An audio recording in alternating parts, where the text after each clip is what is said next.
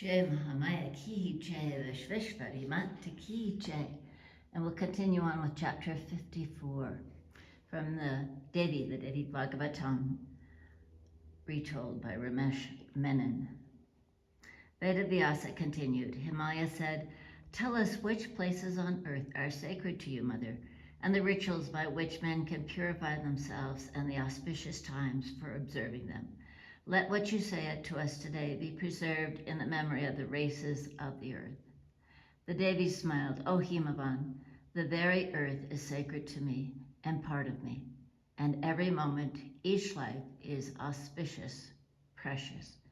Yet it is true, there are some tirthas that are especially blessed, where my power and grace are more focused." And then she enumerates all of those.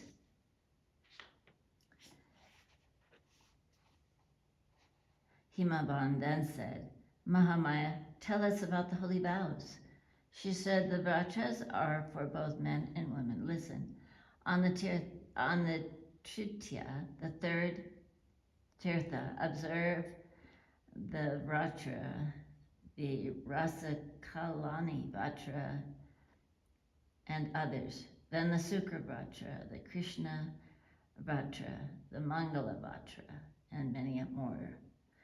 The last because Mahadeva set me on a splendid asan at twilight once, and he and you devas danced before me. The bhaktas must fast all day during this ratra, and in the evening worship me with song, offering, and dance. Hardly anything pleases me more. For the Somabhatra, you must fast at night, and the 2 nights of Navratris of autumn and spring are most auspicious. Then there is the Dol festival in the month of Chaitra, which I love as well, and its meaning is with all my other festivals, is deeper and more beautiful than most bhaktis imagine. In Asadya, on the day of Purnamasi, my bhaktas perform Sayanosava, rolling upon the earth in worship. They do on the Purnamasi of the month of Kartikeya. The third day of the white fortnight of the Asata is for the Ratha Yatra, the chariot procession. And there are others, all holy and precious to me, in the months of Shravan and every other month, for time itself is perpetual festival of joy to those who can see.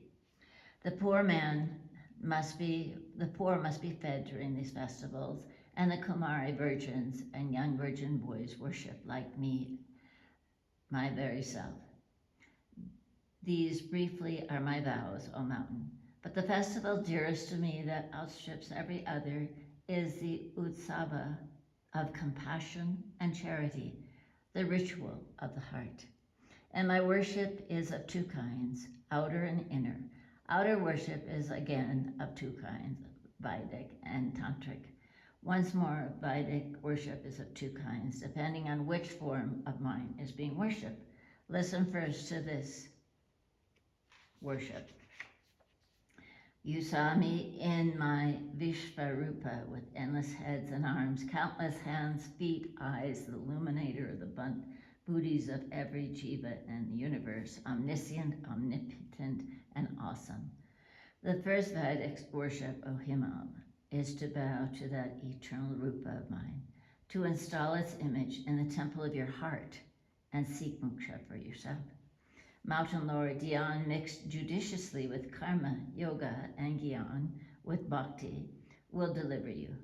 Bhakti arises from dharma, a righteous life, and from bhakti alone, the highest knowledge wells.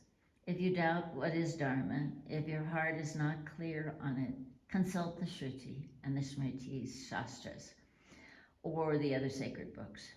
For the Vedas flowed from my infinite nature, and they are blessed.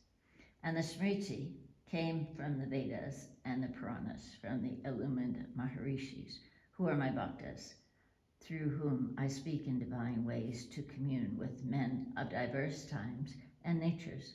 Let scriptures be your guide for what dharma is, for the Vedic scripture has come from me. As for the Tantras, Mahadev himself created the Kapalaka, Bhairavi, and other tantric sastras. For once, some brahmanas were banished because of the Vedic path by the curses of Daksha, Sukra. For their salvation, Shiva made 5 agamas, the Saiva, Vaishnava, Suryas, Sakta, Ganapati Shastras. Many portions of these Shastras conform to the Vedas, and others appear to contradict them. But now hear the method of the Tantric Puja from me. The Tantric meditates on an idol or a yantra drawn upon the smooth patch of earth, on the sun or the moon, on water, on a Shiva Lingam, a yantra inscribed in the cloth, or on the lotus of the heart. He worships the Devi, cause of creation, sustenance and destruction, the blissful mother of the universe, whose youth blooms eternal, who brims with mercy like a river from a spring, whose complexion is the rising sun, from whom beauty begins, who is love incarnate, and who feels the anguish of her bhaktas more sharply than they do themselves, on whose brow the crescent moon is always rising, whose hands hold the noose and the goad, and the third and fourth fingers formed in the mudras of fearlessness and boon-giving. Until a bhakta finds the inner bhakti, he must pursue the outer one. Never must he abandon the image of the Devi.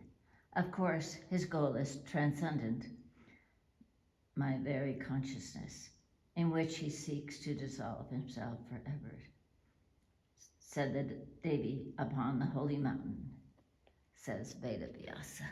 Jai Mahamaya ki jai, Vishwari Mata ki jai, Bole Baba ki jai.